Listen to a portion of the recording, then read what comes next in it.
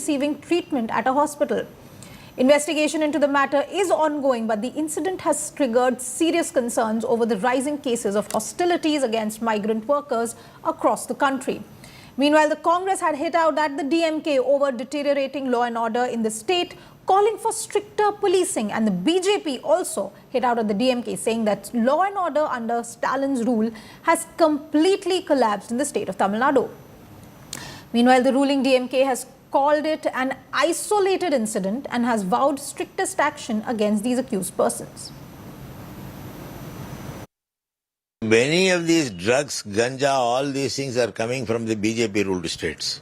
In every state, you take a newspaper, if there are 10 cases of law and order situation, 8 cases will be in other states, particularly BJP ruled states. Only 2 cases in Tamil Nadu. That too family affairs, and immediately if there is a complaint, police takes immediate action and arrest them.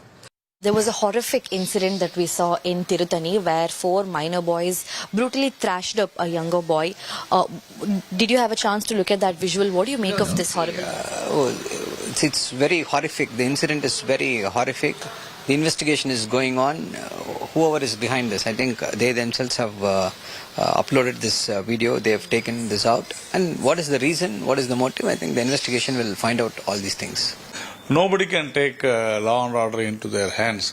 So socially we have to correct these things, but everyday statements and the social media posts by the DMK and their allies are the reasons for this, and the people who have indulged themselves in this crime is also youngsters. So we need to create a society where we should not have a hatred. That is the main reason. But politically, DMK has been ruining the state,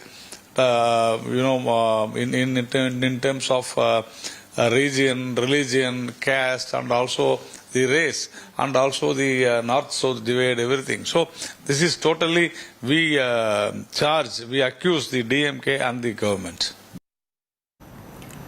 Moving on now to our next story, a social media post by Congress leader Praveen Chakravarti over debt situation in Tamil Nadu has now triggered a mega face-off ahead of the key assembly polls in Tamil Nadu.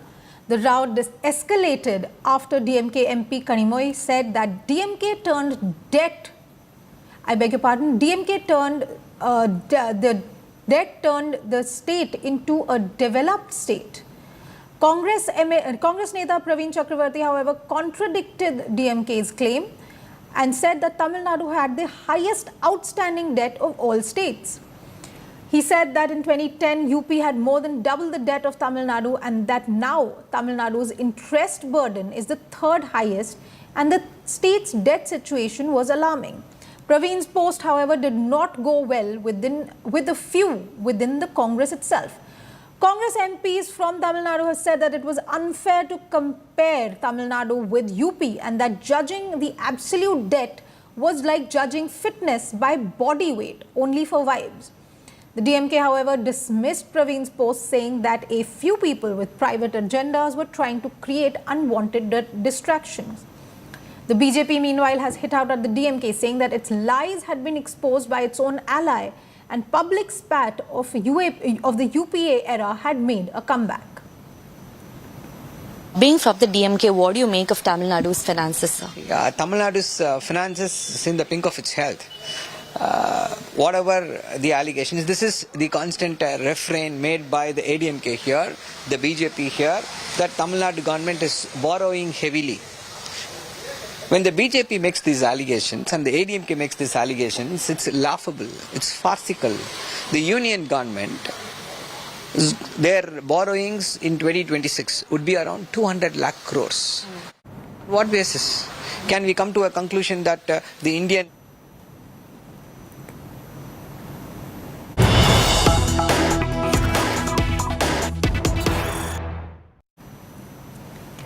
And breaking news coming in, Bengaluru bulldozer politics heats up. Karnataka Deputy Chief Minister DKS doubles down against Kerala Chief Minister. DKS says Kerala CM is playing politics and is going to lose the upcoming elections. DKS has said protecting the interests of the people from health hazards is our duty to protect government property, and that is what we are doing. CM is doing politics. His election, he is in a time of losing his election. He is trying to do politics. We doesn't want to involve in. I am requesting him. You should be aware of this. This is a local issue. We have to safeguard the interest of the health hazard. We don't want illegal people to occupy in a government property. That is why there is a lot of hue and cry in this one. We don't want to create slums in Bangalore. This is a city with a lot of this one. Like, I don't want to comment on other cities, but it is our duty to protect the government properties. We are doing it.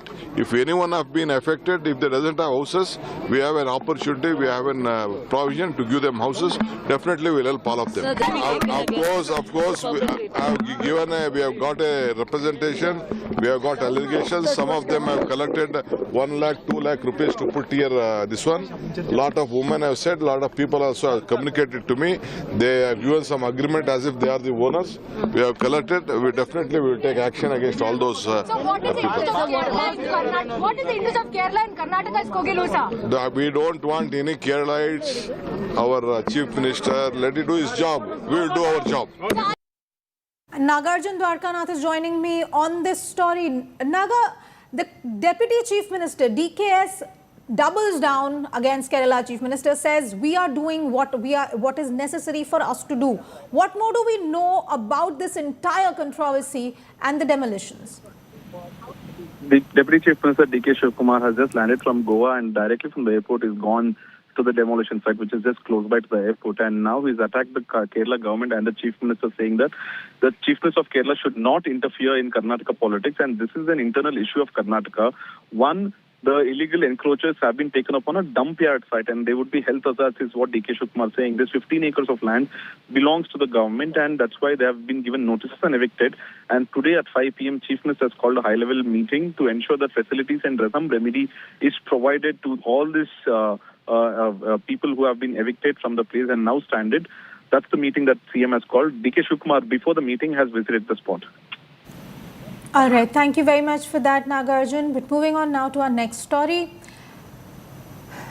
Actor turned politician Vijay is receiving a warm welcome everywhere for his upcoming movie Jananayagan. Be it Malaysia or his home state of Tamil Nadu, the frenzy among the fans is something that cannot be ignored. However, this time, fans at the Chennai airport went out of control during his visit. And the actor turned politician tripped and fell amid the crowd as he was being mobbed by the fans.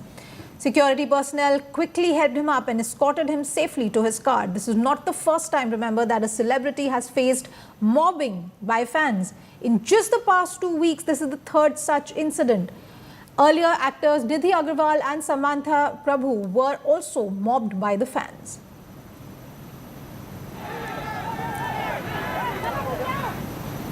And Malaysia witnesses the Thalapathy frenzy. Actor Vijay launched the audio of his latest film, Jananayagan, in Malaysia on Saturday, which was attended by thousands of Thalapathy fans. Interestingly, the event also entered the Malaysian Book of Records by recording the highest number of attendees at an event in Malaysia. See this report.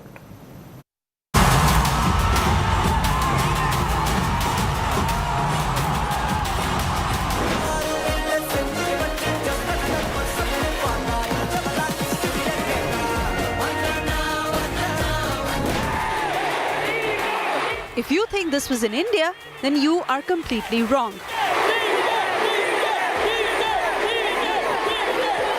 The Thalapathy craze was evident in Malaysia. Jananayagan's audio launch event, also referred to as Thalapathy Tiruvisa, entered Malaysian Book of Records for highest number of attendees.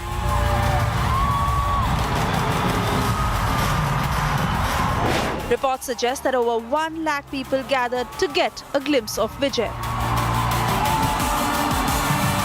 Videos of Vijay making a grand entry on stage amid thundering cheers and fireworks went viral on social media.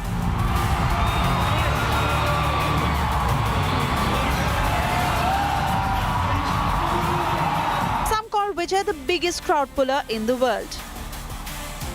These people have arrived here to give a farewell to Talapati Vijay. Jannayagan, which is releasing on the 9th of January, is believed to be Vijay's last film, as he wants to focus on his political career. While praising Vijay's work ethics, director Atlee added that Talapati is an emotion to the people.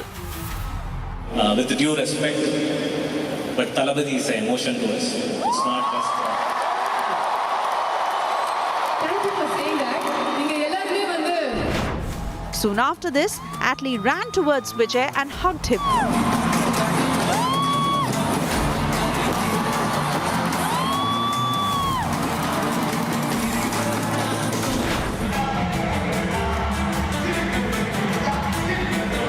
Composer Anirudh Ravichandar also performed a few songs from Vijay's films and the crowd went wild.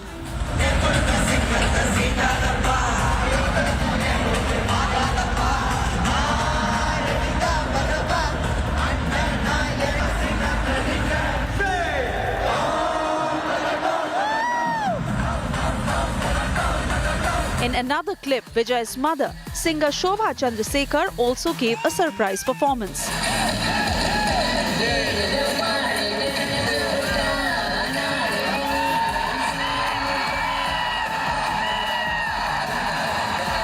Alongside Vijay, Atlee and Anirudh, actor Pooja Hegde, Priya Mani, lyricist Vivek, Shobi Master and Shekhar Master also attended the event.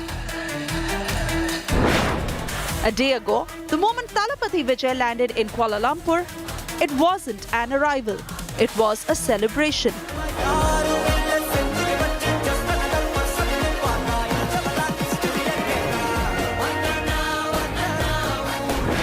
The frenzy followed him all the way to the hotel.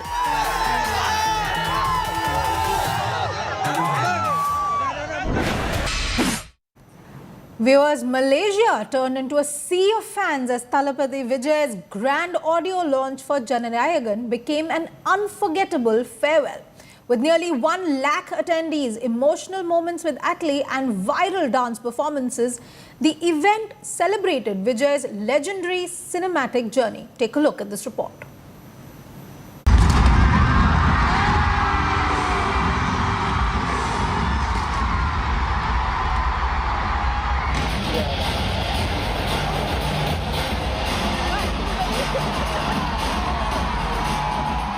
A farewell like no other. Talapati Vijay's final film event turned Malaysia into a sea of fans.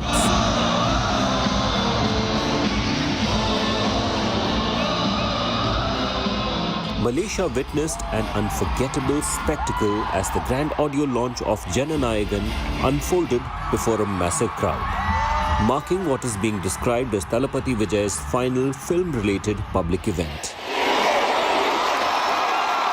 With over 90,000 fans in attendance, the evening became a powerful celebration of Vijay's cinematic journey, cultural impact, and unparalleled fan following across borders. The star-studded event brought together prominent names from the Tamil film industry, united to honor Vijay's legacy. Among the most notable attendees was filmmaker Atlee, who shares a deeply successful creative history with the actor. The duo has previously collaborated on 3 blockbuster films, Terry,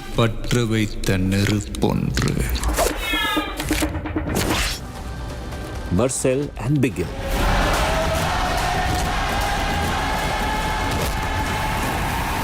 All of which went on to become major milestones in Tamil cinema.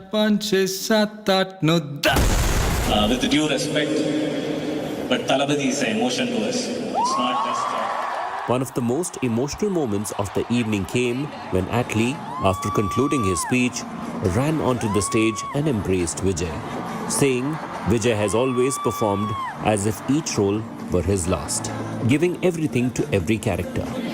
From IPS Vijay Kumar to Talapati Vetrimaran to Rayappan. That same dedication now carries into Jannayagan.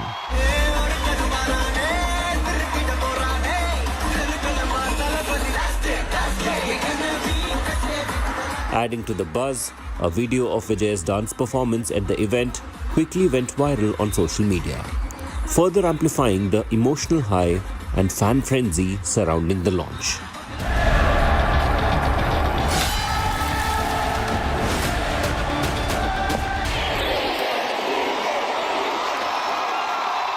As the night drew to a close, the scale of the gathering and the emotion in the air made one thing clear, that Jananayagan is not just a film, but a historic moment in Tamil cinema, marking the end of an era led by one of its most beloved icons. Entertainment Bureau, India Today.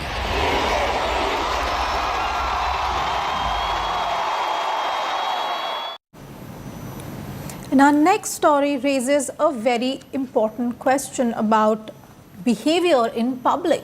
What seemed like a spontaneous concert moment between AP Dhillon and Tara Sutaria soon took an unexpected turn. As Tara joined AP on stage, Veer Paharia's visibly awkward reaction caught the internet's attention.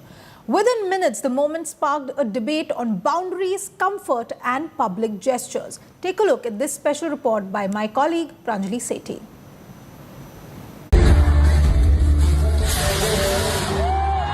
When one person's moment comes at the cost of another's comfort, it stops being cute and starts being questionable.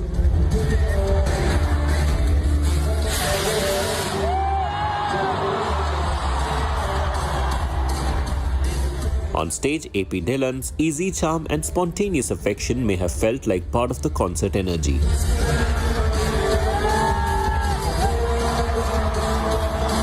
And Tara Sutaria appeared perfectly at ease in the spotlight.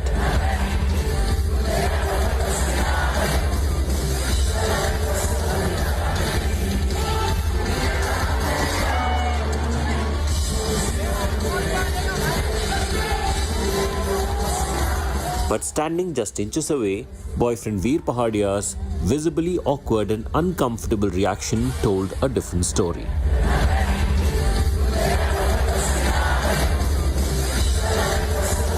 One that the internet was quick to notice. So what really happened? Let's break it down.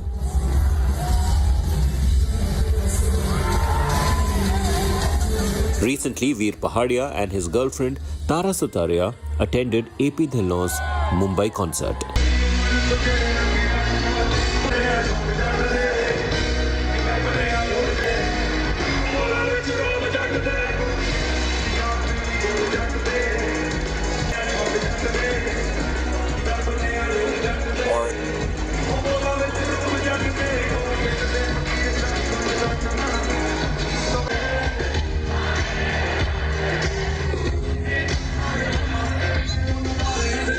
While several videos from the show are going viral on social media,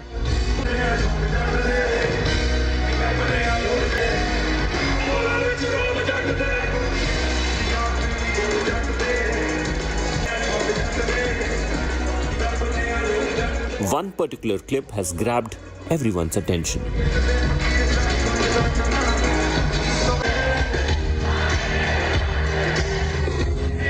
In the video, AP Dhillon is seen inviting Tara on stage as Veer watches them.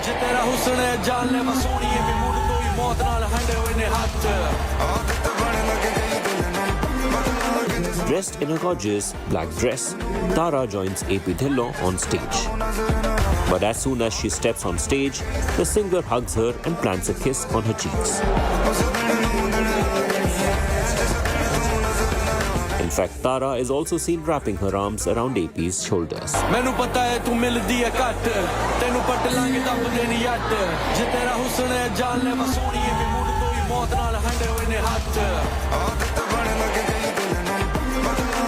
As the camera turned towards Veer Paharia, viewers speculated about his reaction, with many suggesting he appeared uncomfortable. In incident fueled online debate, while some defended the interaction as harmless, noting that gestures between friends in show business are often misinterpreted. Others maintained that the incident highlighted the scrutiny faced by public figures and their private lives when caught on camera at high-profile events.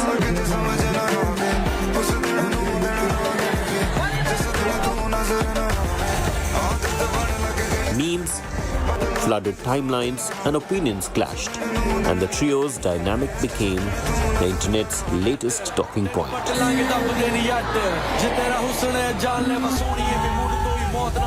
Which brings us to the question that when one person's spotlight creates visible discomfort for another, was the moment ever really okay?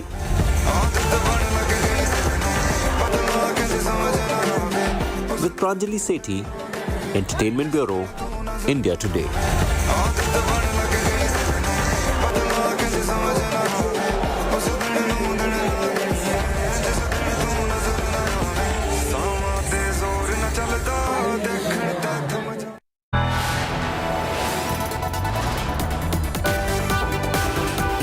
You are watching India Today.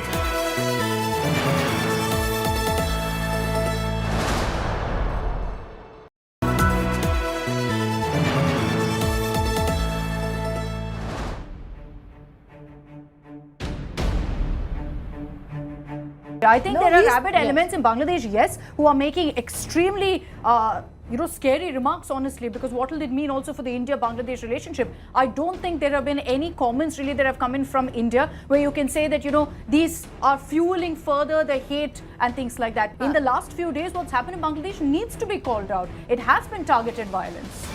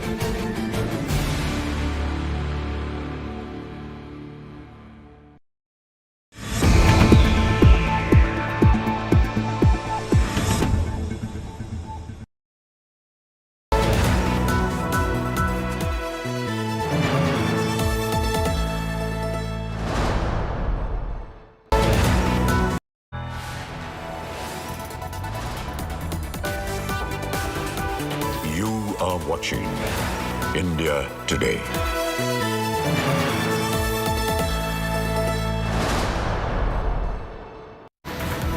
Welcome back. Bangladesh's fledgling National Citizens Party is facing a major credibility crisis after announcing a tie-up with Islamist radical Jamaat-e-Islami Bangladesh.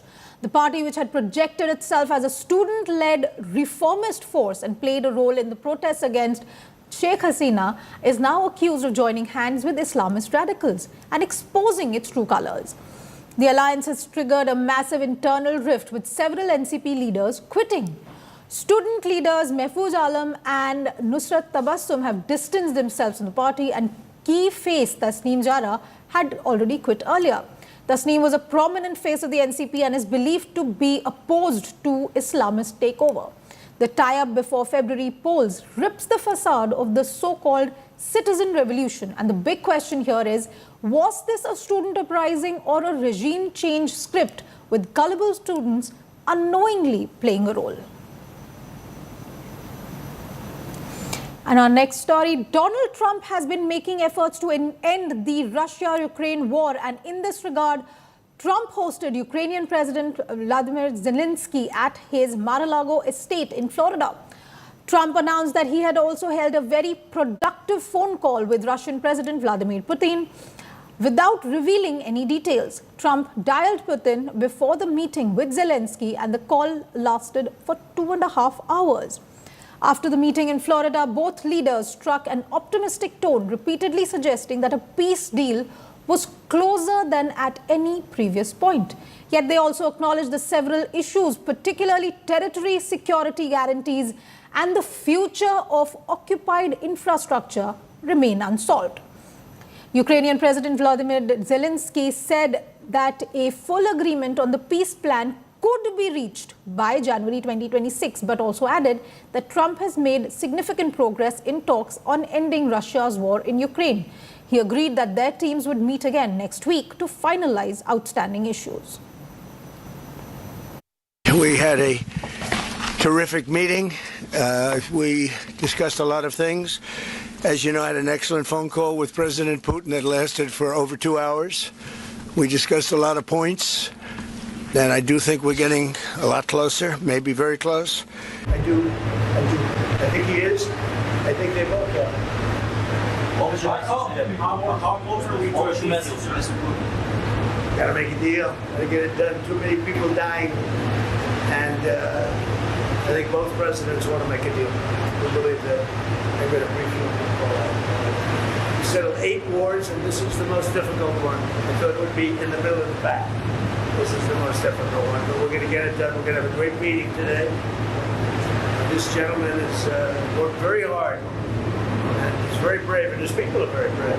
I'm also calling President Putin back after the meeting, and we'll continue a negotiation. Pretty complex, but not that complex. How long do you think it'll take to get this last little bit, as you say, finished? What are we talking about? So if it went really well, maybe a few weeks, and if it went poorly, longer, and if it went really poorly, it's not going to happen.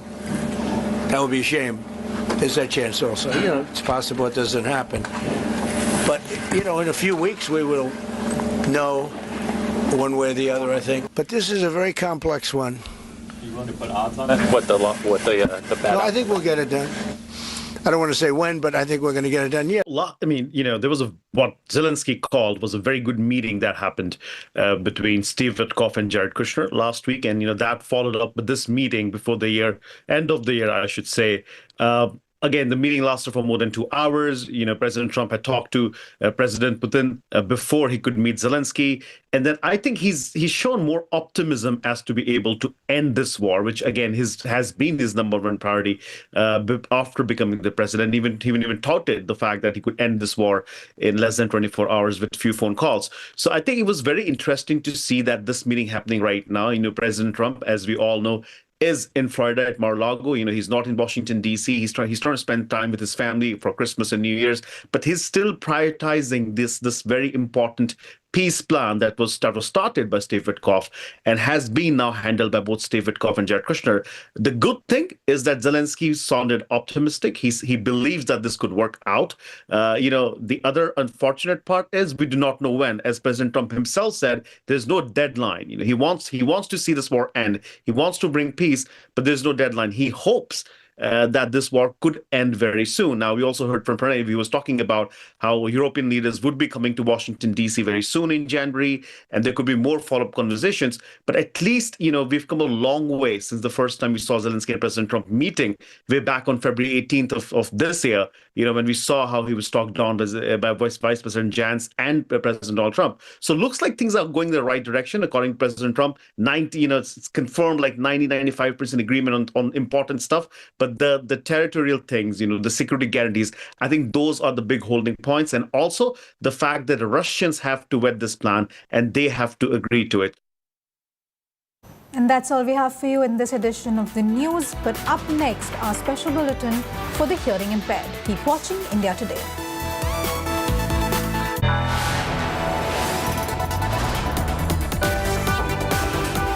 You are watching India Today.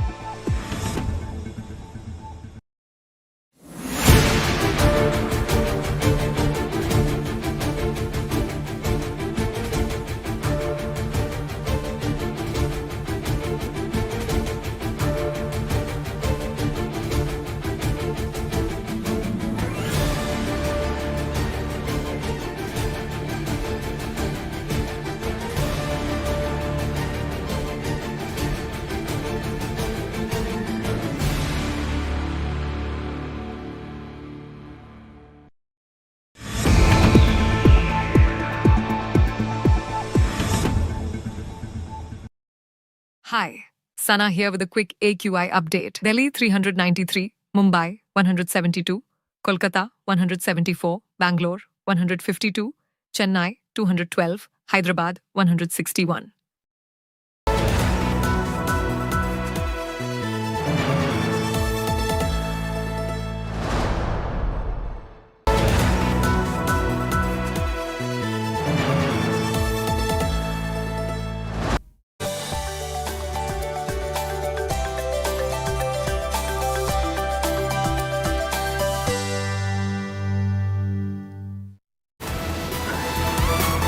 Brutal attack on migrant worker in Tamil Nadu. Suraj, a migrant worker from Orissa, assaulted by 4 minors in Tiruvallur after an argument on a train. Following the dispute, the minors took him to a secluded area near railway station, assaulted him brutally and recorded the act on a mobile phone. The video circulated on social media. Sheer brutality in Angel Chakma's murder exposed by hospital report. Medical report reveals Angel suffered severe injuries, deep cuts on back and head, multiple abrasions, loss of power on right side, spinal cord damage and brain fissures. Suffered paralysis due to assault, eventually leading to his death. Candlelight marches held on the streets of Agartala in Tripura demanding justice for Angel Chakma.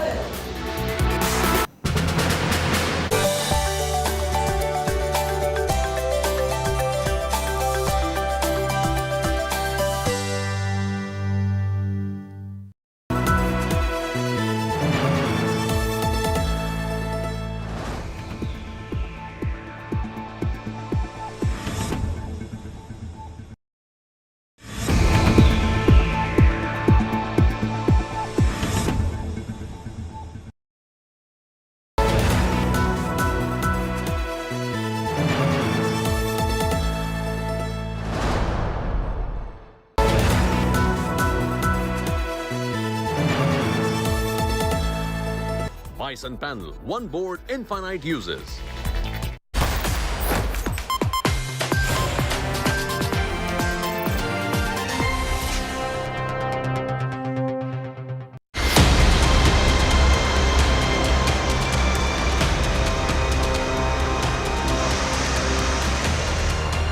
Year is ending, but apocalypse is not.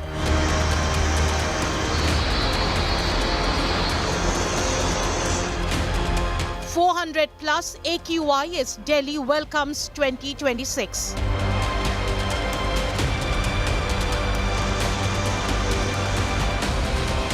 Livelihoods choked by toxicity.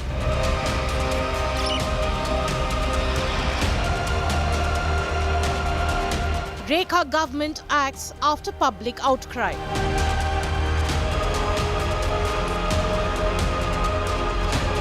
Two Grab 4 curbs now permanent.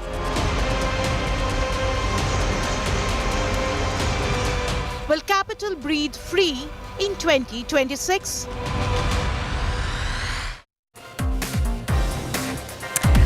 Will the capital breathe free in 2026? That's the big question. Well, it's anybody's guess at the moment. But did you try looking outside your window today, try driving out on the road? Well, you know what I'm saying. AQI in the National Capital Region, especially if you are in Noida or Greater Noida, has gone up to 900 to 1,000 over the past 24 hours. This is the way we will be welcoming 2026. But at the moment, there are certain curbs that have been put into place. There is a certain impact also that we are happy to share that the solutions roundtable that we brought to you also ended up creating. All that and much more coming up on the program, including the Supreme Court verdict on Aravalis. It's a huge win for Gen Z of India. They finally managed to get together for a cause which was the right one really this time. First up, at the moment, all the headlines. No relief for rapist Sengar in the Unnao case. The Supreme Court has now stayed the Delhi High Court order. Kuldeep Sengar will remain in jail and won't walk free. Top Court's also big ruling on Aravali case. Supreme Court has stayed its own order, sort of defining the Aravalis by height. Top Court has now fired multiple questions to the centre, demanding the Environment Ministry to respond. Hate season before the poll season in Tamil Nadu. A migrant worker from Odisha has been brutally attacked by 4 minors. They used sickles to repeatedly hit the migrant worker, and also who still remains in a critical condition, remember. Sheer brutality in the Angels Chakma's murder case over there has been exposed by the hospital report. A medical report has revealed that he suffered severe injuries during the assault, which caused paralysis, eventually leading to his death. Candlelight marches have been held out on the streets of Agartala in Tripura, demanding justice for him. PDK Chief Vijay has been tripped, and in fact he tripped down and fell after being mobbed by fans. While he was entering the vehicle, supporters mobbed Vijay at the Chennai airport, but he safely entered his car with no injuries. As the row over bulldozing in Bengaluru continues, Karnataka Chief Minister is set to hold a key meeting today to review the demolition drive. The meeting is expected to assess the situation on ground and discuss further action following the eviction exercise. This after the evicted residents held protests against the drive. Getting up for a battle for Mumbai, Ajit Pawar-led NCP has now announced that they will go solo in the upcoming BMC elections. This comes after Ajit Pawar's NCP and Sharad Pawar's NCP announced an alliance with each other for municipal polls in Pune. Bangladesh's National Citizens Party is now facing a major credibility crisis after announcing a tie-up with Islamist radicals. The Jamaat-e-Islami Bangladesh, the alliance there has triggered a massive internal rift with several NCP leaders quitting. Donald Trump, meanwhile, hosted the Ukrainian President Zelensky at his Mar-a-Lago estate in Florida. Both leaders stuck in optimistic tone, saying a peace deal is closer than ever, but they also acknowledge that several issues over territory and security guarantee remain unresolved. And finally, China is holding military drills around Taiwan as a warning against what it calls as separatist forces. The drills are taking place days after the US announced the sale of one of its largest weapons packages to Taiwan worth $11 billion.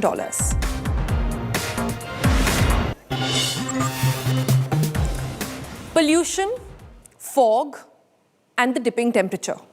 A deadly cocktail bringing daily life to a standstill across Delhi NCR and major parts of North India today.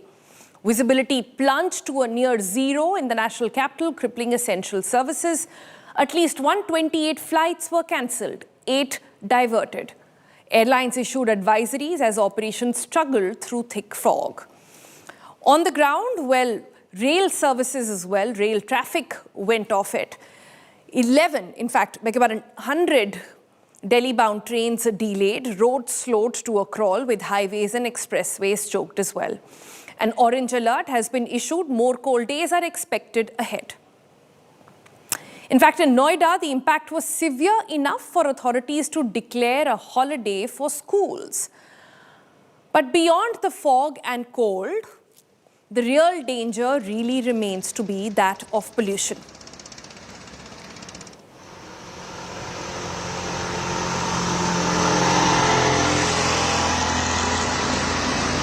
Delhi's AQI breached 400, going up to 1,000 over the weekend in Noida at least, slipping into the severe category. And for some, the cost has become too personal.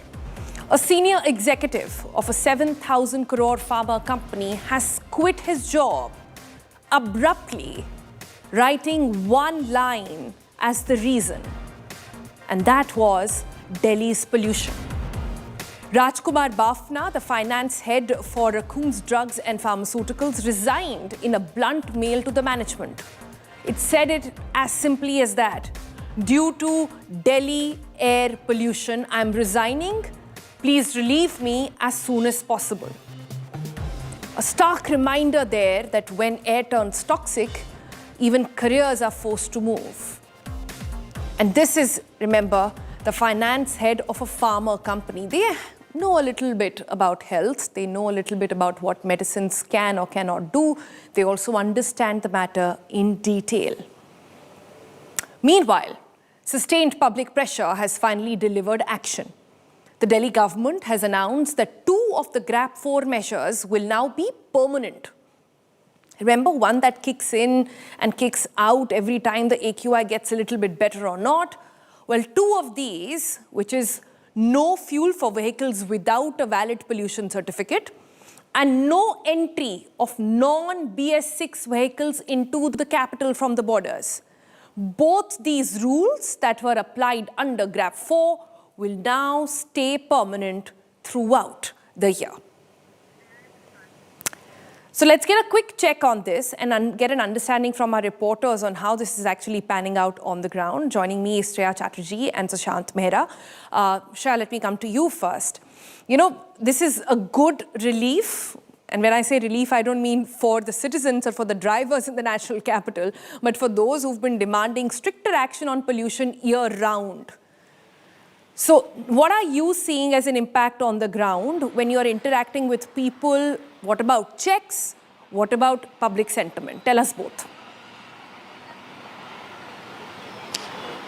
Well, Sonal, strictness, yes, has been ordered by the Delhi government when it comes to ensuring that these 2 protocols that are part of GRAP 4 essentially continues to stay even when GRAP 4 has been revoked in the national capital. There are measures that have been implemented at the borders, particularly to ensure that all the vehicles that do not comply the BS6 norms, they will not be flying in the national capital. PUCC as well is a mandation right now, should have been always the case that without pollution people can't get fuel, but clearly that alone isn't really solving the problem of the air pollution in the national capital. Yes, we can say that the government at least now appears to be more serious in trying to bring in more curbs in place, but as we talk, Sonal, the fact is true that even today the air quality continue to hover between the very poor and the severe category, and that continues to be the story at least for days to come, is what the weather reports are also suggesting so far as the conditions are to continue.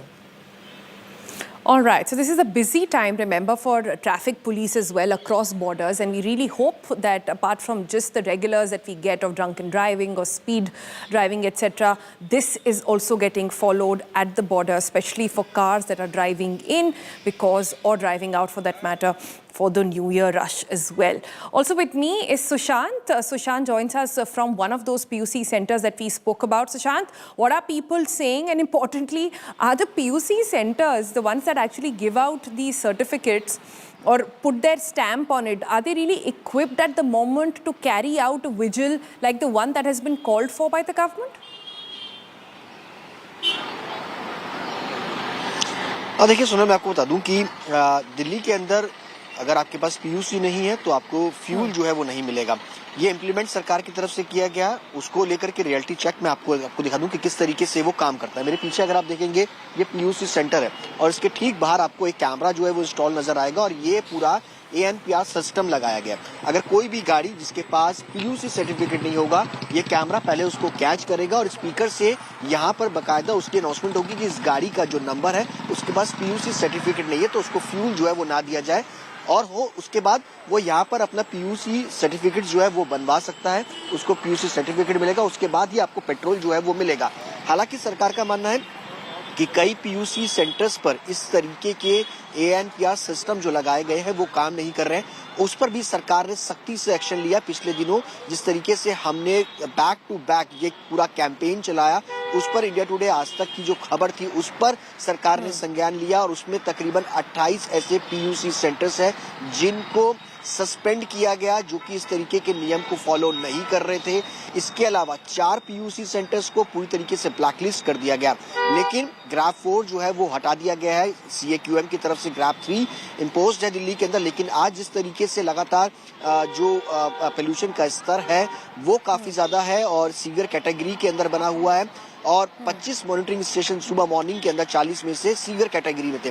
तो ऐसे में जो पाबंदियां लगाई गई हैं, हो सकता है कि उस पर एक बार फिर से विचार जो है वो करना पड़े और दिल्ली में एक बार फिर से जो है वो ग्राफ 4 जो है वो इम्पोज किया जाए, क्योंकि पोल्यूशन बहुत ज्यादा है, विंड स्पीड जो है वो काफी कम हो गई है, जिसके कारण पोल्यूशन का स्तर जो है वो बढ़ रहा है। जी सुशांत, आपने ना एक बड़ी इंटरेस्टिंग बात बोली। आपने कहा इस पे विचार हो सकता है कि ग्राफ 4 लगे ना लगे।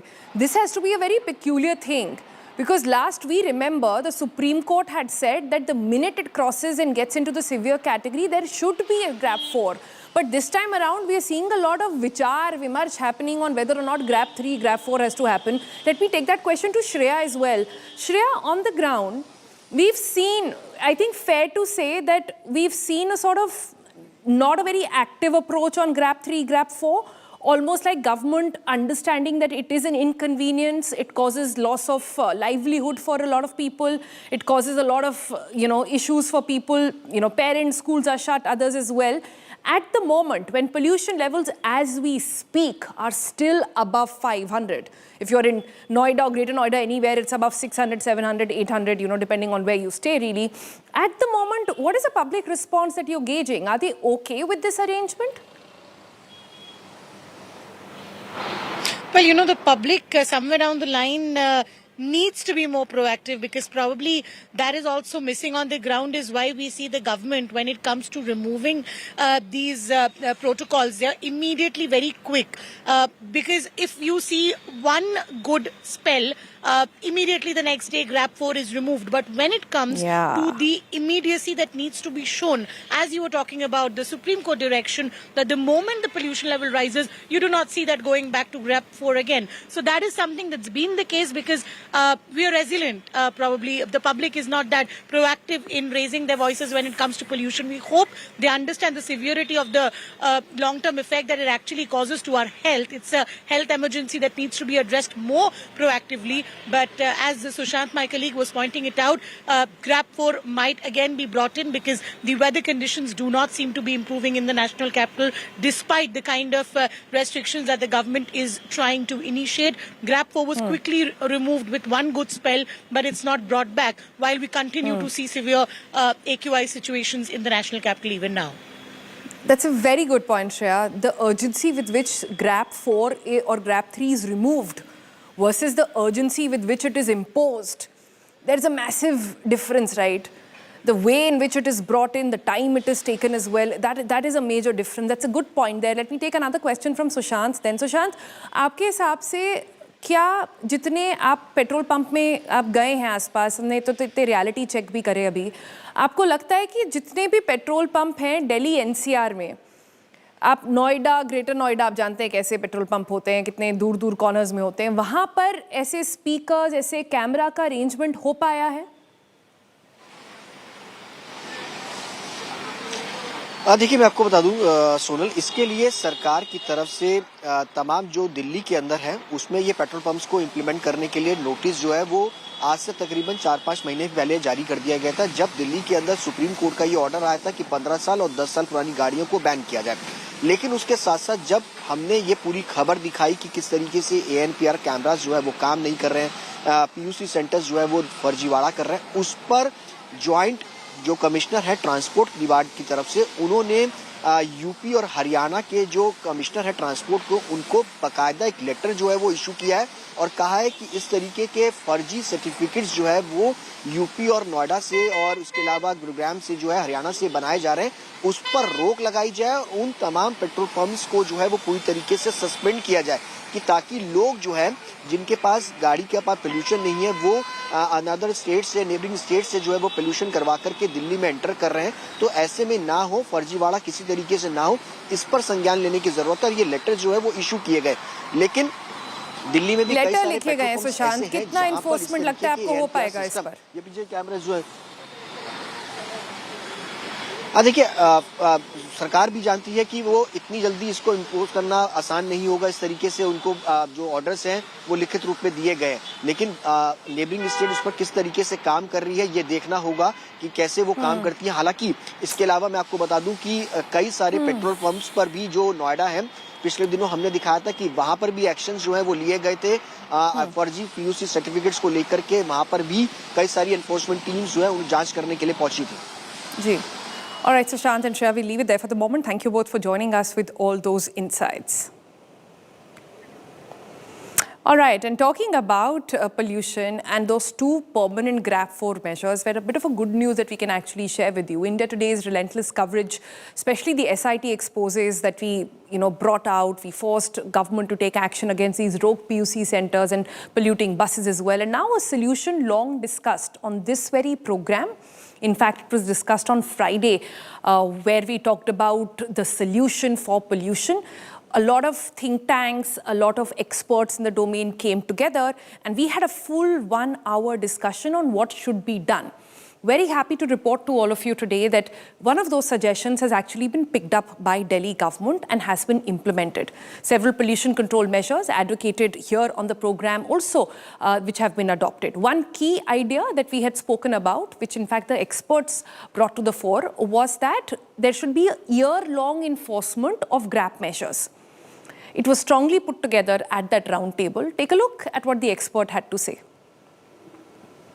But Chandrabhushan, talk to me a little bit about the GRAP measures. GRAP measures came into being 5 years ago, if I'm not wrong, when the Supreme Court got into there. It not just been about 5-6 years that we've had GRAP enforced in India, in Delhi NCR actually. Mumbai this time around saw some bits of it. They thought they should replicate that model, but there was confusion. Do you think at the levels that we are at the moment, is GRAP still a solution, even if a short-term solution? See, first of all, you need to understand that till level 3 of GRAP is something that we should be doing year-round.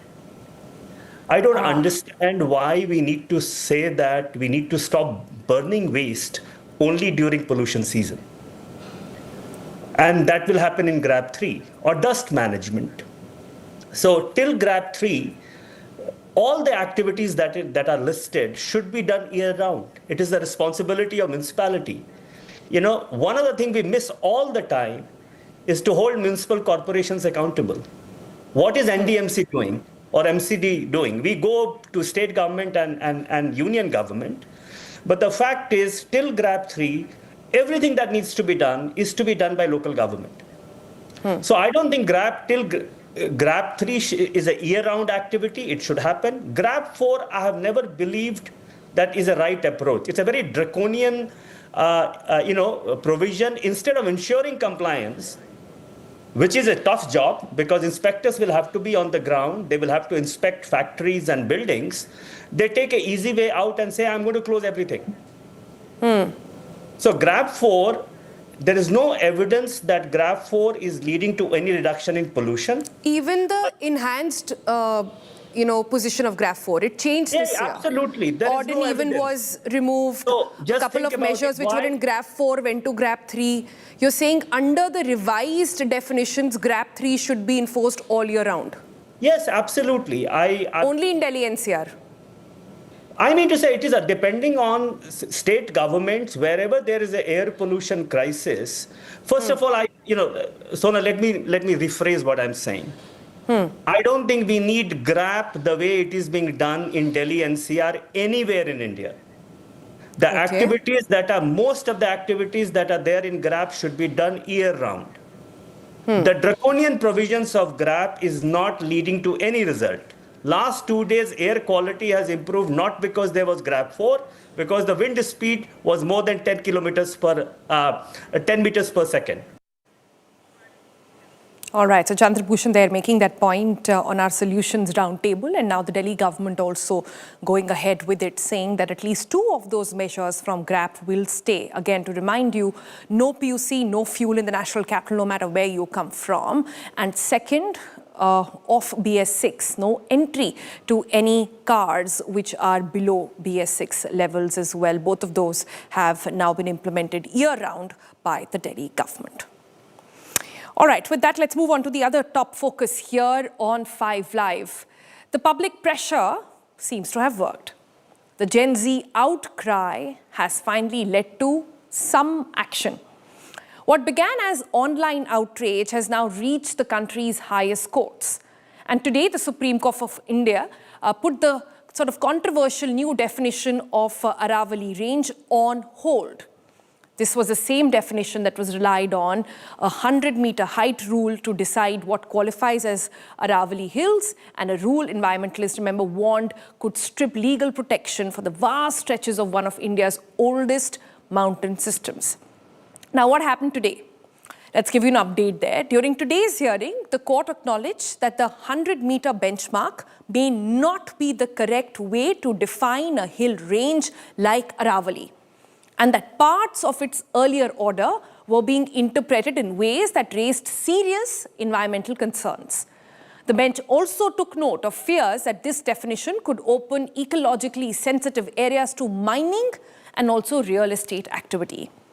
As a result, the Supreme Court has kept its earlier order in abeyance and announced that a fresh expert committee will be constituted to re-examine how the Aravali range should be scientifically and legally defined, and what level of protection is must to be continued as well. But this intervention, remember, did not happen in isolation. One of the key factors behind today's moment was the Gen Z protest that unfolded in parts of India, especially in Jaipur. A protest that spoke volumes without shouting too much. 2025, remember, in many ways has been a year of Gen Z uprisings. From Nepal to Bangladesh, young voices have challenged power, reshaped political conversations, and in India, Gen Z came together around a very different and perhaps a more lasting cause. It was not politics, it was not ideology, but it was our Mother Earth, the environment. And at the center of it all was the Aravalis. In Jaipur, young protesters gathered to question a definition that could quietly erase protection of the hills that act as a natural shield for North India. No violence took place, no disruption, just placards and clear warning that redefining hills on paper can flatten ecosystems on the ground. The protest obviously spoke 1,000 words, and it was heard. Today, the rule has been paused, the order is on hold, and the debate on Aravalis is back where it belongs, grounded in science, ecology, and public interest. Take a look at what happened in Jaipur, really, and then we'll return to some of those voices to understand how did they make it happen.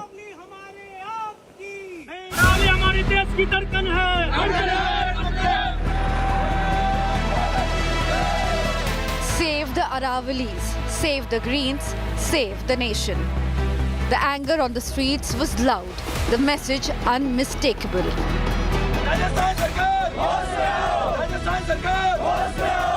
Public outrage erupted after a revised definition of the Aravali range left vast stretches of these ancient hills sensitive to regulated mining.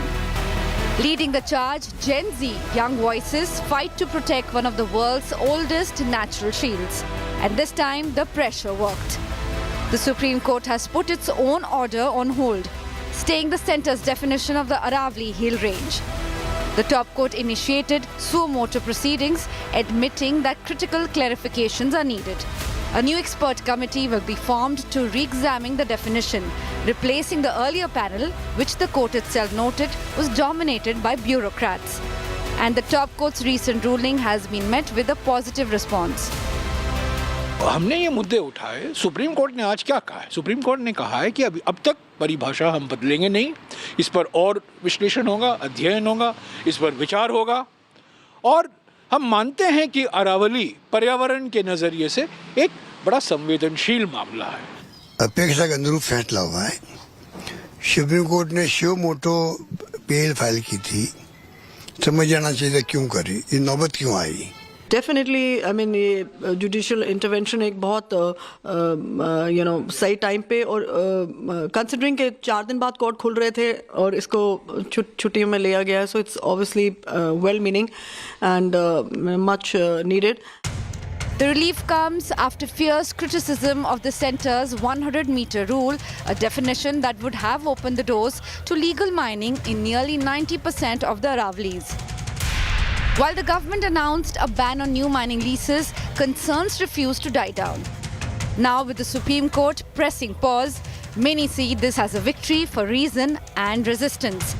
But for how long the Aravali's remain protected? That question still hangs in the air. Bureau Report, India Today. All right, and joining me next are two of the Gen Z protesters who were out and about raising awareness and campaign on Aravalis. They join me now. Kartike Bharadwaj is with us. Hi, Kartike. Also with us is Darshil Bhatt. Kartike and Darshil, both, thank you so much for joining us. Kartike, I'll start with you. First, tell us a little bit about yourself, apart from your Gen Z identity, and tell me why was the issue of Aravali so critical to you? Okay, my name is Kartike Bharadwaj and I'm from Jaipur. I'm a student of commerce. I'm pursuing BCom from Commerce College in Jaipur itself. And this issue was very concerning for us all. Right now, India is facing many issues like taxation, and there is no equal job opportunities. And right now, people are graduating but still not getting the job. There is very much unemployment. But this issue, it was more crucial than all the issues, because all of these issues, we can resolve them in near future. But once the mountains are cut, once the greenery is cut, it cannot be regenerated again. And we cannot bring back the mountains again. When we go to Delhi, we feel pain in our throat, we feel itchiness in our eyes, we can see the AQI.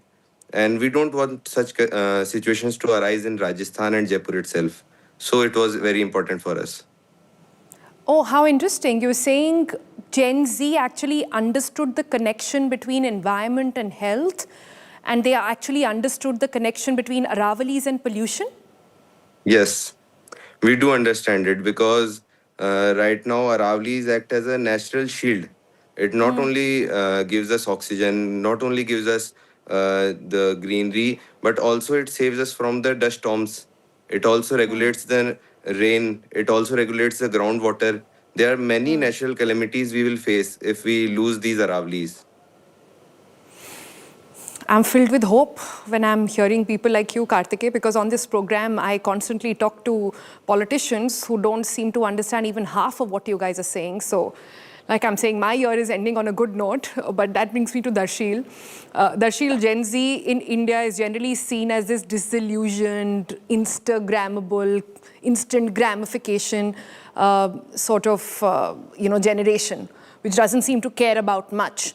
We've seen, like I said in the opening as well, 2025 has been a year of a lot of Gen Z uprising, whether it was in Nepal, whether it was in Bangladesh, and the question constantly being asked was कि India के Gen Z कहाँ हैं? Why do you think Gen Z sort of, and young people like you, not like I'm not young, I'm just saying, young people like you guys have chosen the issue of environment to really connect on, not politics, but environment? Yeah, firstly, thank you so much for inviting the channel.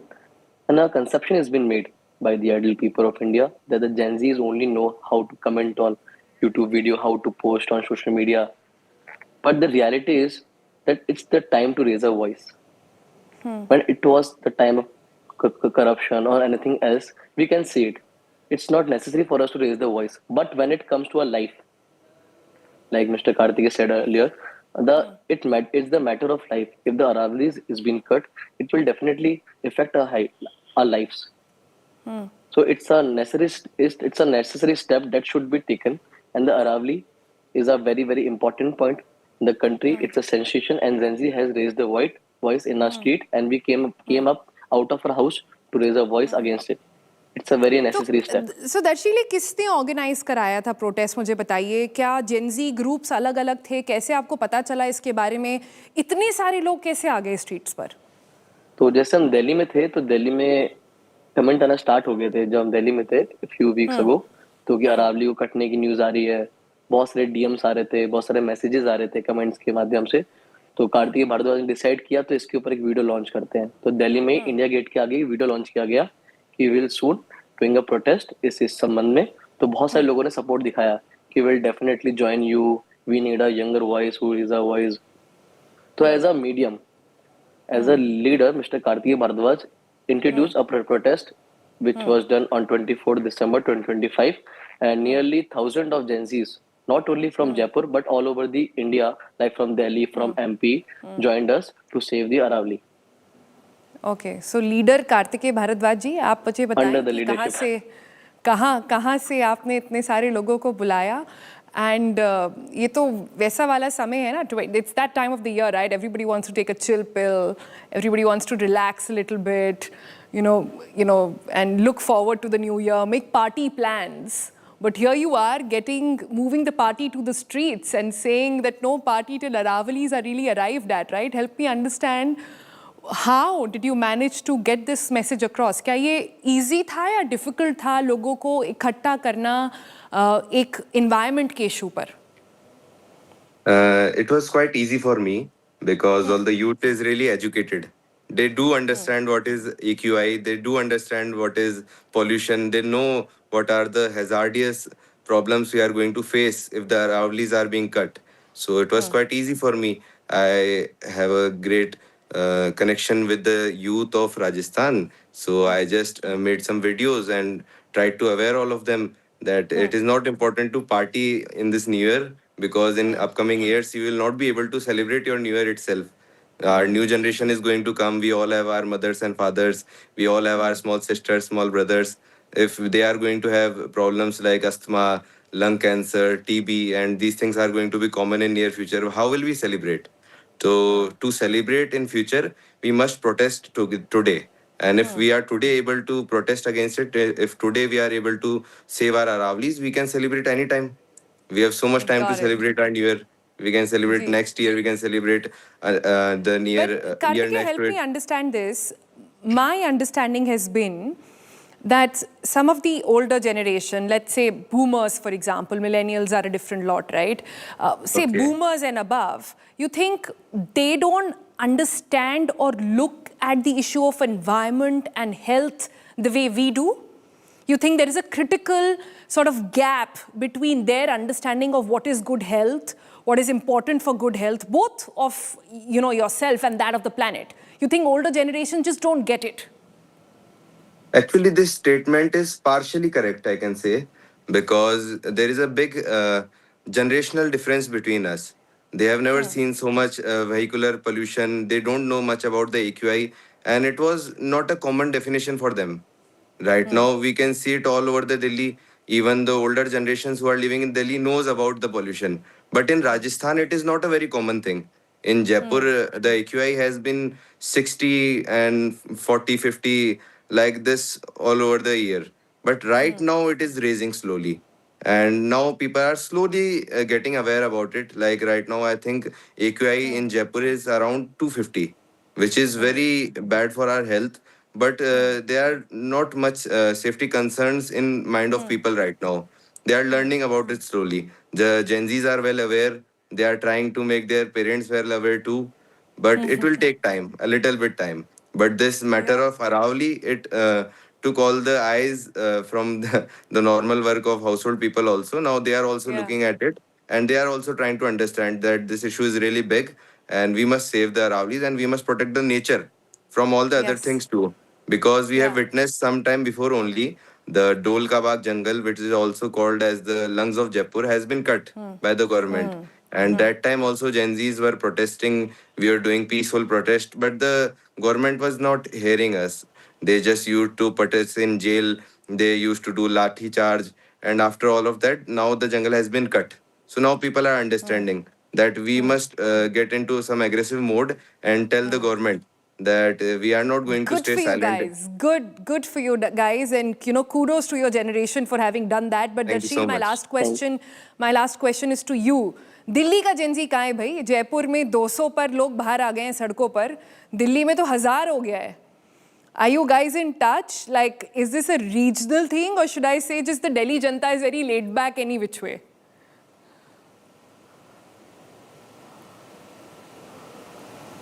Darshil, you want to answer that? Yeah, sure, ma'am. It's not like that. The Gen Zs or the people of Delhi are not aware. They are aware enough.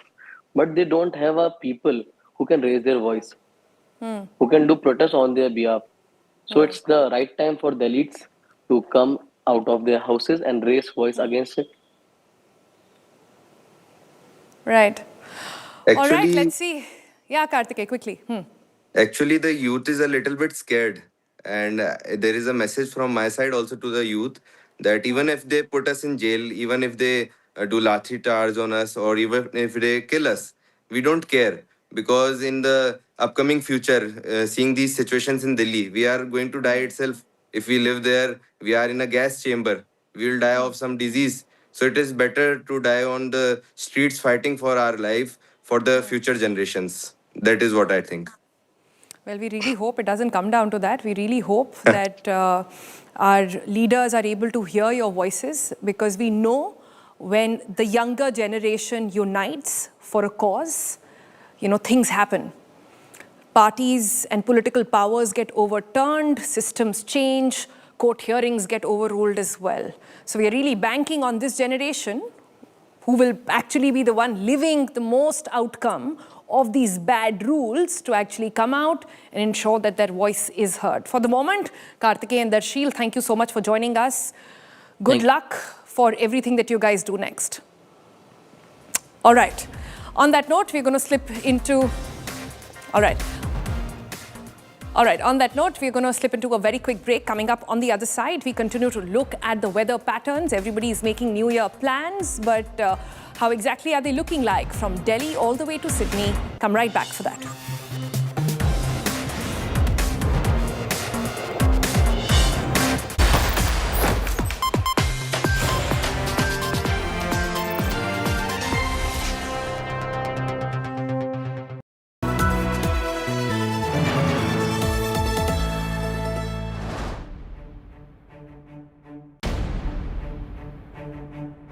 For us, the biggest trouble with Bangladesh today is that, yes, they are radical Islamist forces who are now controlling the country. How is India going to manage and navigate this relationship, given the fact that the West is also turning a blind eye, has become a problem for us? Okay.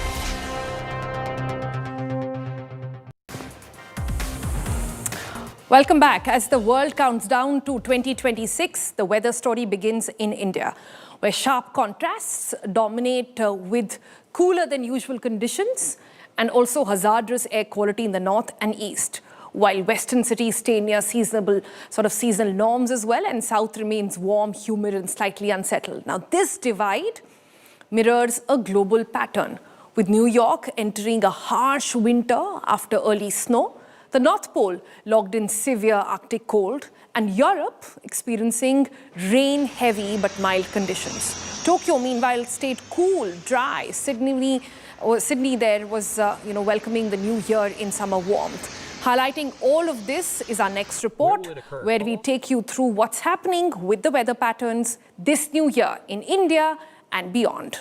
My colleague Shreya is with us with the latest. Shreya. Yes, Sonal, we're just days away from entering into a new chapter 2026. But let's also take a look at what the weather looks like across the world. And of course, we'll begin with our focus on India. What does it look like? Because yes, when we speak of weather conditions and climate change, it is a real crisis that the world is grappling with, because weather patterns have been changing over the past few years, which weather experts have also been flagging from not just in India, but also across the world. So I'll take you through certain places that we've mapped out as to how it will be in the upcoming days as we are entering into New Year. We'll start with India first. Let me quickly take you through the cities. First up, we'll take you to Delhi NCR. So when we speak of Delhi NCR, of course, it's no new news for anybody that the smog that we've been grappling with in the national capital itself, it's been zero visibility conditions for the past few days now that we've been seeing, with the weather patterns going somewhere between 9 to 22 degrees Celsius. That's where the temperature currently is averaging. Of course, it has been colder. The average already that's been recorded for the national capital right now has been colder than the usual last few years. But right now, this is the picture every morning and late night, if we are to speak of how Delhi NCR will look when we enter into the new year as well.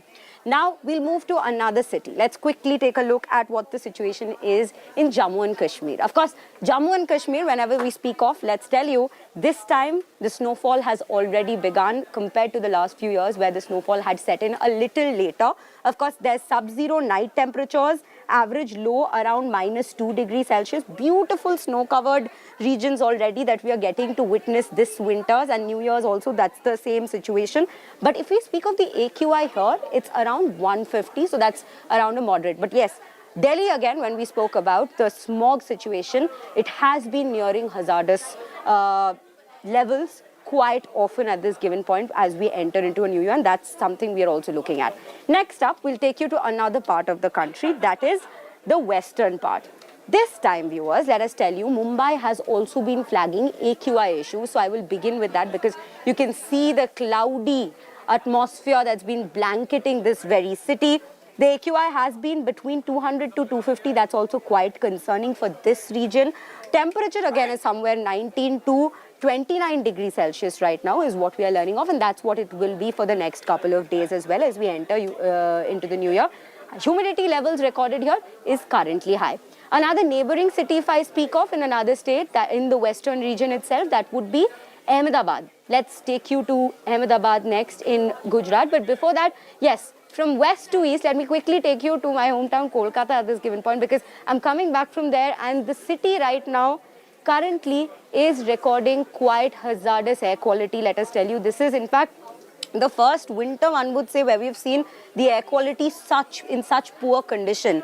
In fact, if I'm to speak of the air quality, 351 to 558 is the AQI range on multiple days, and that is why it's quite a cause of concern at this given point. Temperatures, yes, it has already begun being quite cold, so it's somewhere between 16 to 27 degrees. That's the average we are looking at in this very city. But yes, going back down south now to Chennai, this is again a particular city which records quite humid and high temperatures, summerish temperatures at this given point, because yes, winters here isn't really the winter we speak of. So if we speak of Chennai, 27 to 30 degrees Celsius is somewhere around the average if we are to talk about the temperatures. So near normal temperatures, but yes, unseasonal showers have been seen, which is why we see the waterlogging that's been quite common, and that's something we see during winters in Chennai as well. Flooding has been an issue that this region has been grappling with over the years. Next up, we have Bengaluru for you here as well. Bengaluru as well, the temperatures, if we are to look at, it's been smoggy, but the winter temperatures have already set in. So yes, mornings look quite like this if we are to speak of the kind of setting in winters. Yes, we already see a bit of that fog setting it, but otherwise the temperatures do not dip too low in the city of Bengaluru. It's been a mild start to the winter, but yes, winter has set in to this very Silicon Valley as well as we speak. Now, we've covered most of the regions in India, Sonal, at this point. So let's quickly now take a bigger picture into focus now, which is the world map at this point. Let me begin with New York in US. Now, New York, we've seen a harsh early start to the winter with a snowstorm, in fact, marring this region. These are the visuals where planes have also gotten stranded right now because of the kind of snowstorm we are seeing. In fact, in terms of temperature, if I'm to speak of, it's around 4 degrees Fahrenheit and it's below seasonal levels. So it's a harsh, rocky start to the winter. But yes, people nonetheless were already warned of this snowstorm that was to hit this region. So this is the kind of situation we see here at this point. Taking you to Santa's hometown now and near to the Arctic region, that is our next focus being Alaska. Of course, we see how the snow layer, the snow covers most of the land there. Average temperature is at minus 13 degrees Celsius is what we know. It's an extremely cold December as we speak, and it's heavy snow that we've already witnessed for 20 days now. Again, New Year prediction, if I'm to tell you, there will be heavy snow in this very region. So Santa's town will see heavy snow at this point. Also, just a quick update for New York. There might be some respite because in moving into the new year, we may see sunny conditions in New York as we speak. Now, next up, we will take you to Europe, starting with London. So what will the particular city have for you in London as we inch closer to the new year? We are seeing heavy rainfall that has been, in fact, recorded in this very region for the last around 20 days, if we are to speak of it. Rainfall has been averaging 72 millimeters. And the New Year prediction, however, is on a happy note again for all those people out there. It might be sunny is what we are learning. But yes, it's off to quite a wet spell of a start in London if we speak of the Christmas to New Year week. Next up, Madrid is another particular place, Spain rather, is another particular place where we've been seeing flooding as well because rainfall has been so high. So in fact, if we speak exactly of the temperature there, it's around 10 degrees Celsius, but the rains have been consistent here for almost 14 days now and quite heavy rains. So there's a partly cloudy prediction that is coming in for Spain at this point is what we are learning of. Again, relief measures are on. Europe, if we are to speak of this year, the weather conditions have been quite extreme, and that's something that experts have warned of. The El Nino and the La Nina effects that experts have been speaking of time and again has been hitting Europe quite a bit. Next up, we'll quickly take a look to the city of love, that is Paris in France. What exactly is the situation like there? Let me quickly take you across there now.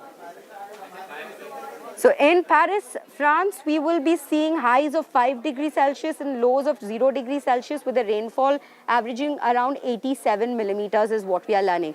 December, currently from what it looks like, will be warmer than the historical average. However, persistent rain will also be seen in this very region if we are to speak of. New Year prediction, partly cloudy again is what we are learning at this given point, but it may also be sunny. That is also coming up. Tokyo is one region, let me tell you, and this we are next taking you to again Asia, back to Asia. That place, there is not much of a change we see compared to the past few years. It's again, if you have to speak of the temperatures there, minimal rainfall, cool and dry weather conditions, and New Year prediction would be clear skies. So that's a rather happy note for all the people and those who have winter plans in Tokyo at this given point. Chilly nights, however, are expected here. Weather is in line with what the season's norms usually predict. Last but not the least, I'll take you down south to Australia and Sydney specifically if we are to speak of. Daytime highs above 25 degrees Celsius, early summer conditions. We see a summer Christmas being celebrated in Australia, and high humidity, scattered showers is what we are learning of.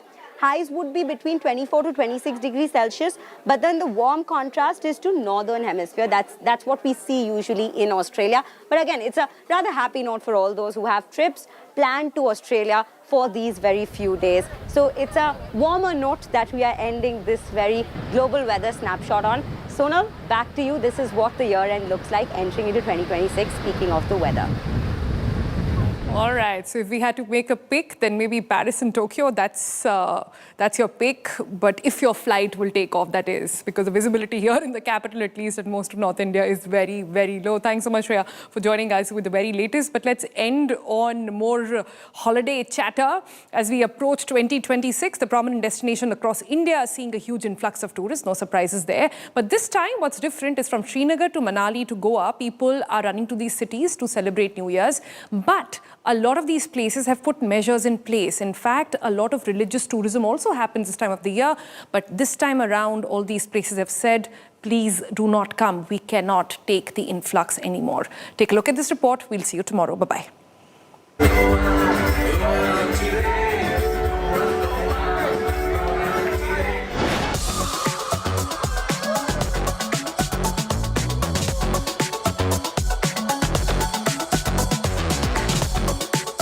India is set to ring in 2026 with celebration and cheer. From the snow-clad peaks of the north to the sun-kissed coast and plateaus of the south, tourists are pouring into popular winter destinations in large numbers. In Gulmarg, fresh snowfall has transformed the valley into a winter wonderland, drawing tourists who are eager to soak in the magic of snow and scenic beauty.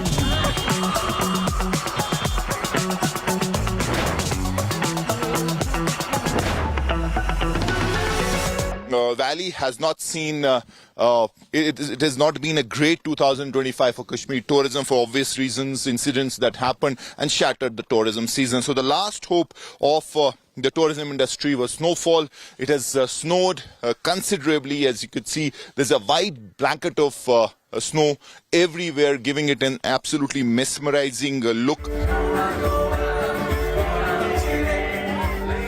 Is buzzing with festive energy as thousands of tourists arrive to celebrate the new year.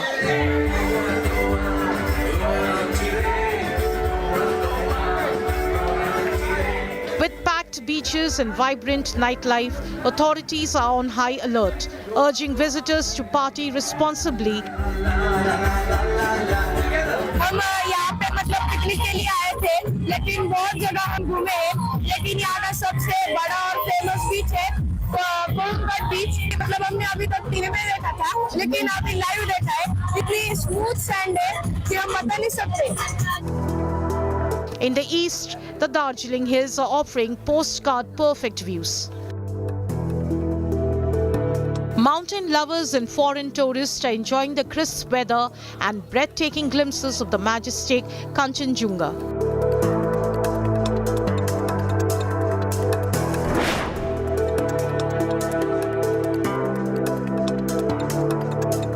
In Rajasthan, Udaipur is witnessing a festive rush as visitors flock to the colourful Shilpgram festival in Hawala village.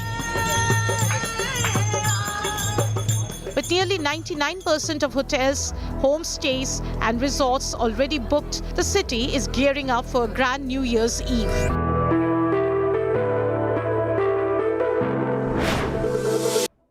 Tourist destinations are packed and celebrations are in full swing. The law enforcement agencies are on alert to ensure safe New Year celebrations. Bureau Report, India Today.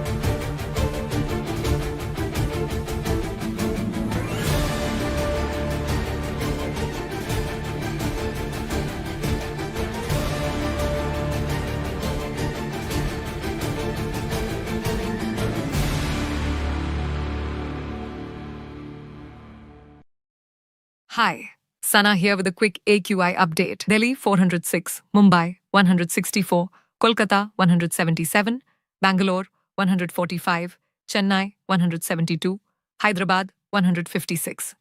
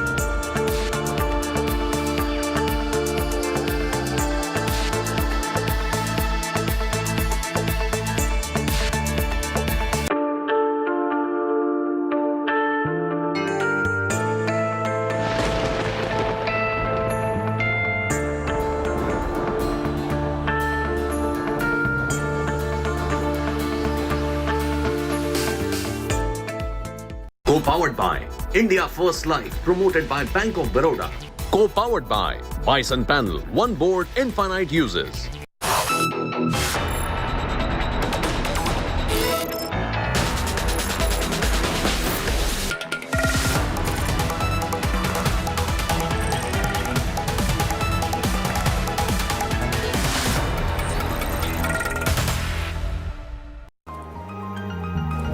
Hello and welcome. Good evening. You're watching Super 6 here on India Today. I'm Akshita Nandagopal. We've got lots lined up for you over the next 1 hour. And we'll begin by giving you a quick glimpse of what to expect. We're going to be focusing first on the horrifying story that's come in from Tamil Nadu of another migrant being attacked. And the footage is horrifying by itself.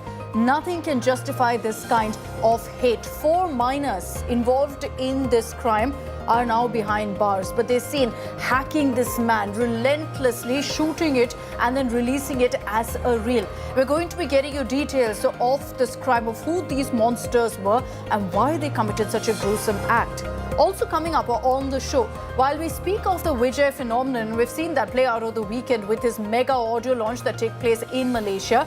Interestingly, another big development was that Namal Rajpaksa spoke out, giving a thumbs up to Vijay. And it's got everyone wondering what's with this endorsement from Rajpaksa for TVK, for Vijay. He's even put the hashtag Jananayagan, which is Vijay's last film. We'll break down all of those details, those 2 big stories and much more coming your way. Let's begin with the top 10 headlines. No relief for rapist Sengar in the Unnao case. The Supreme Court has stayed the Delhi High Court order. Kuldeep Sengar will remain in jail, will not walk free. Top Court's big ruling on Aravali case. Supreme Court has stayed its own order defining the Aravalis by height. The top court has fired multiple questions to the centre, demanding the Environment Ministry to respond. Shock and anger continues to mount over the fatal assault of 24-year-old Angel Chakma from Tripura. Uttarakhand Chief Minister speaks to the family of the victim. Rahul Gandhi slams this, calling it a hate crime. Hate season before poll season in Tamil Nadu. A migrant worker from Odisha has been brutally attacked by 4 minors. They used sickles to repeatedly hit him. He is now in a critical condition. After biggest fugitives taunt with Vijay Mallya, Lalit Modi has now apologized to the Indian government. He said the post was never meant to be taken in the way that it was portrayed. We wonder which other way it could have been taken. TVK chief Vijay was mobbed when he reached Chennai after the audio launch in Malaysia, and upon being mobbed, fell down. While he was entering his vehicle, supporters mobbed Vijay. He safely entered his car, reportedly has no injuries. Sri Lankan MP Namal Rajapaksa has wished Talapati Vijay success in the new journey ahead, saying his energy and presence on the silver screen will be missed. Gearing up for the battle for Mumbai, Ajit Pawar-led NCPs announced that they will go solo in the upcoming BMC elections. This comes after Ajit Pawar's NCP and Sharad Pawar's NCP announced an alliance with each other for the municipal polls in Pune. Bangladesh Students' Party joins Islamist. Fledgling NCP joins hands with Jamaat, posed as reformist but ties up with radicals.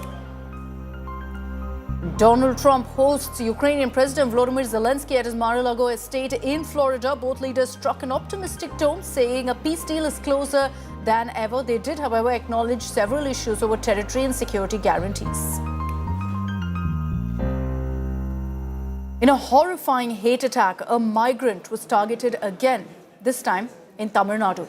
A man from Odisha was attacked with sickles by 4 men. They're legally minors, but if they're capable of murder, of committing this kind of a crime, I'm sorry, but they're not minors and cannot be treated legally as minors either. The video is quite simply horrifying. We're not screening the full video as it is because it's extremely distressing. The victim, a 34-year-old, is now fighting for his life. But let me tell you why this crime happened. These sickening men with the weapons were in the same coach as the victim and were using the sickles to shoot reels. The victim, Suraj, who was in the same coach, objected, because they were placing it against his neck to shoot a video. So obviously he'd object. But when he did, they got offended. So what did they do? They dragged him out of the train, shot a video of them, then attacking him. That's the video there. And they released it as a reel. This is where they're literally cracking his skull open. But they edited it. They actually put some Tamil background music. And one of these monsters then shows a victory sign after attacking him. The 4 boys, the 4 men in the video have been arrested. Turns out they were drunk. The government has been swift in identifying these murderers and putting them behind bars. But imagine this. A man who objected to a bunch of youngsters threatening him with a sickle is attacked in this sickening manner. And I have to ask, how is it that these boys have no fear of the law? Has the hate against migrant workers become so ingrained, so normalized, that they think this kind of an attack is okay? And have we as a society normalized this regionalism, this discrimination so much that it's now leading to these kind of crimes?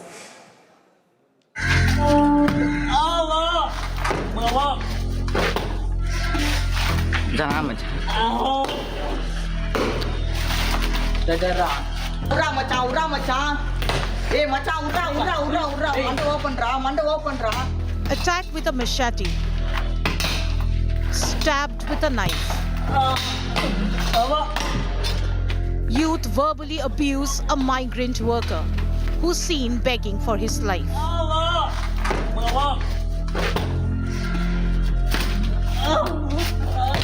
These shocking images are from Tiruvallur in Tamil Nadu. A migrant worker from Odisha identified as Suraj was targeted by a group of youth, abused and mercilessly hit. Suraj was taken to a secluded spot by their silence, attacked with sickles, machetes and left to bleed. One of the attackers also flashed a victory sign after the assault. Suraj was first targeted while travelling on a train. The accused minors allegedly threatened him with machetes during the journey, even as they recorded a video. What began as intimidation soon escalated into a violent assault. Suraj sustained severe injuries in the attack and is currently undergoing treatment at hospital. His condition is said to be critical. The police have now taken cognizance of the assault on migrant worker and begun a probe. The ruling DMK has vowed strictest action against the accused. All 4 minor accused have been detained and sent to a juvenile home in Chengalpattu. It's very horrific. The incident is very horrific. The investigation is going on. Whoever is behind this, I think they themselves have uploaded this video. They have taken this out. And what is the reason? What is the motive? I think the investigation will find out all these things. The Congress accused the DMK government of failing to maintain law and order in the state and called for strict policing. The BJP also hit out at the Stalin government over law and order in the state. DMK has been ruining the state, in terms of region, religion, caste, and also the race, and also the north-south divide, everything. So this is totally, we accuse the DMK and the government. This incident that's coming in from Tamil Nadu's Tirutani is utterly shocking because the miners have confessed to have been intoxicated when this incident happened. Certainly has raised a lot of questions about drugs being rampant in the state of Tamil Nadu and little measure being taken up by the state government. With camera person Irfan, Anaga Keshav reporting for India Today from Chennai.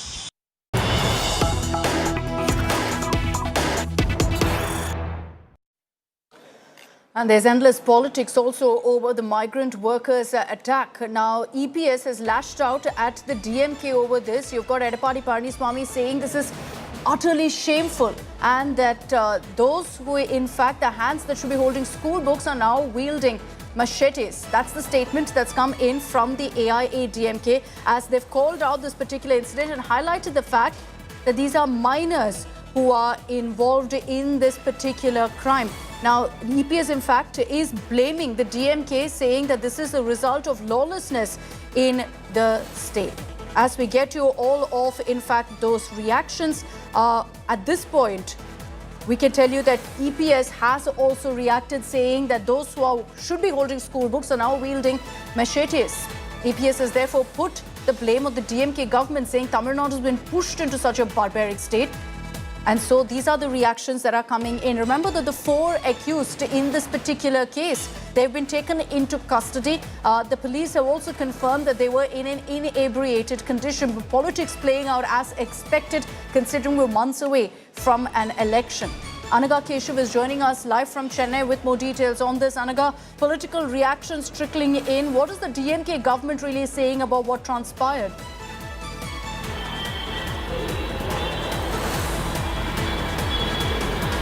In fact, most of the DMK ministers and leaders are at a Magilar event, a women-related event that's happening. It's a party event that's happening near Tripura. So all of them have gone to that. But what the DMK is of the view is that they are saying that action will be taken against the accused is what the DMK is saying. And, you know, on the same lines, 3 accused have been sent into juvenile shelter home and 1 has been released. All 4 accused are minors. All of them are 17-year-olds. The victim is about 34-year-old. His name is Suraj. He hails from Orissa. He was here for work, we believe. What happened on the train was that he resisted posing for the reel, where the concept was he would be assaulted by these 4 youngsters. But when he resisted, all the 4 accused, they took him to a nearby secluded area which is very close to Tirutani's railway quarters and then brutally thrashed him up. It's unbearable to even watch these videos. In fact, the accused have confessed in front of the police that they were intoxicated when the assault happened. Very, very shocking. All 3 of them have been sent to juvenile shelter home and 1 accused has been released. All right, thanks Anaga for those details. Let's move on now. As Tamil Nadu gears up for the 2026 elections, Chief Minister MP Stalin's government is facing questions over the state's finances and from within. You've got a Congress leader, Praveen Chakravarti, who's gone to social media and said that Tamil Nadu has the highest outstanding debt of all states. A claim that's been countered now by the DMK, a claim that's been countered by many of his own colleagues in the Tamil Nadu Congress.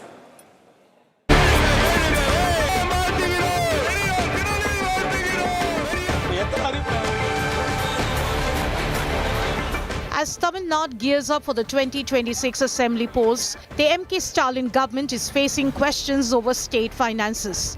That too from its allies. Congress leader Praveen Chakravarti has triggered a major debate on state finances by claiming that Tamil Nadu has the highest debt among all states. He said that in 2010, Uttar Pradesh had more than double the debt of Tamil Nadu. But now Tamil Nadu's interest burden is the 3rd highest in the country. Praveen Chakravarti's post did not go down well with Tamil Nadu Congress leaders. Party MPs said that it was unfair to compare Tamil Nadu with Uttar Pradesh and argued that judging Tamil Nadu only by its absolute debt was like judging fitness solely by body weight. DMK also took a swipe at Praveen's post, calling the criticism an unwanted distraction. When the BJP makes these allegations and the ADMK makes these allegations, it's laughable, it's farcical. The most important aspect is how we have been sidelined, how we have been given an partial treatment by the union government. The BJP hit out, claiming that Chief Minister MK Stalin's lies stand exposed. There is absolutely no doubt that a growing state will borrow more. That is not the problem. You may say GDP is more, this, everything. But what have you invested? And it is going to affect the Tamil Nadu and the next generation a long way. The political sparring is expected to continue as the state heads towards the assembly elections. But criticism from its own ally has come as an embarrassment for the DMK. With Anaga Keshav, Bureau Report, India Today.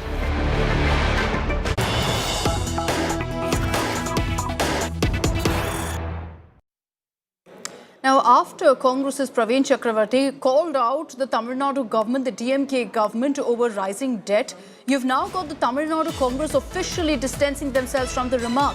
The Tamil Nadu Congress chief has spoken out, saying that Praveen Chakravarti doesn't speak for the party and that there are certain forces working for the BJP in Tamil Nadu, which is a clear taunt at his own colleague, at Praveen Chakravarti. But the question that will be asked is what stops the Congress then from cracking the whip against the leader? Congress பேரியக்கத்தை பொறுத்தவரை இப்பொழுது மட்டுமல்ல கடந்த கால வரலாறு 140 ஆண்டுகளை கடந்த காங்கிரஸ் பேரியக்கம் ஒருபோதும் கொல்லைப்புற வழியாகவோ பின்புற வழியாகவோ பேச்சுவார்த்தை நடத்தாது. இது தனிநபருடைய வளர்ச்சிக்காகவும் தனிநபருடைய விளம்பரத்திற்காகவும் இந்த முயற்சியை முன்னெடுக்கிறார்கள். இதற்கும் காங்கிரஸ் பேரியக்கத்திற்கும் துளி அளவும் சம்பந்தம் இல்லை. எப்பொழுதுமே எங்களுடைய அகில இந்திய தலைமை தான் கூட்டணியை பற்றி முடிவு செய்யும். பல முறை சொல்லிட்டோம். இதை ஒரு தனிநபராக இருந்துட்டு தலைவர் ராகுல் காந்தி பெயரை ஏதாவது கெடுக்கலாமா, காங்கிரஸ் பேரியக்கத்தின் பெயரை ஏதாவது சீர்குலைக்கலாமா என்ற முயற்சிக்கின்றவர்களுக்கு ஒருபோதும் இது கை கொடுக்காது. அது பகல் கனவாக முடியும்.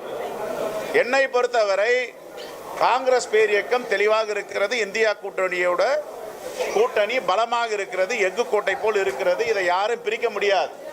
அப்படின்னா என்ன கனவு? பாஜகவை தமிழ்நாட்டில் காலூன்ற அனுமதிக்கும் சில சக்திகள் மறைமுகமாக வேலை செய்கின்றன. அதை ஒருபோதும் அனுமதிக்க மாட்டோம். அது எங்க கட்சியில் இருந்தாலும் சரி, வேற கட்சியில் இருந்தாலும் சரி. Okay, so let's look at the actual debt numbers in Tamil Nadu away from the political tussle. What's the actual reality? Here are those numbers. Our data intelligence unit has found that in the last 10 years, from 2016 to 2025, the debt has gone up from 2,28,516 crore to 9.55 crore. Massive jump there. What about the interest burden? That's tripled from 17,391 crore to 62,456 crore. Again, from financial year 2015-2016 to 2024-25. So interest burden has tripled, liabilities have quadrupled in the last 10 years. I will highlight, however, that a state's debt can be an indicator, yes, of its economic parameters, but most definitely is not a reliable indicator on its own. There are several other parameters to look into, but since everyone's been talking about debt, we thought we'd put those numbers out for you. All right, let's move on and talk about Vijay. It's been all of the buzz this weekend with his successful visit to Malaysia for his audio release. But there's another aspect that's drawing widespread attention, and that is Sri Lankan MP Namal Rajapaksa extending his wishes to Vijay came as a complete surprise, and many raised eyebrows over what this actually means. Remember, Vijay's final film, Jananayagan, is set to release soon, and the message from an international political figure, where he's essentially endorsing Vijay's film, has sparked intense discussion among fans and on social media. Sri Lanka, of course, has traditionally been an extremely sensitive political subject in Tamil Nadu, and several Tamil Nadu leaders have repeatedly questioned Sri Lanka on issues ranging from fishermen's rights to territorial concerns, LTT being one of those.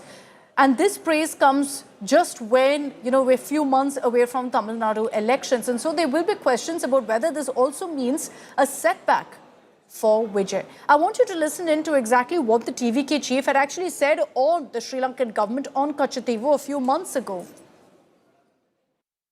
உங்ககிட்ட சில கேள்விகள் கேட்கணும் mister prime minister அவர்களே.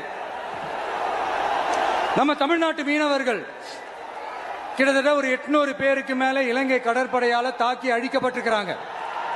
அதை கண்டிக்கிறதுக்காக உங்களை பெருசா எதுவும் செய்ய சொல்லல, சின்னதா ஒண்ணே ஒண்ணு மட்டும் செஞ்சு கொடுங்க. இனிமேலாச்சும் எங்களுடைய மீனவர்கள் பாதுகாப்பா இருக்கிறதுக்காக இந்த கச்சத்தீவை இலங்கை கிட்ட இருந்து மீட்டு கொடுத்துருங்க, அது போதும்.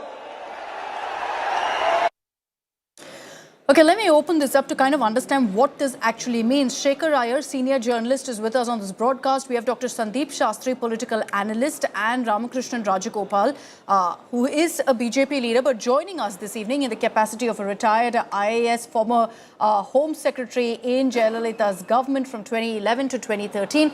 Good evening. Vanakkam, gentlemen. Thank you all very much for your time. Mr. Rajagopal, you're the expert in the room, so I'd like to begin with you on whether we've ever seen anything like this, this kind of an endorsement for a politician in Tamil Nadu from a Lankan politician.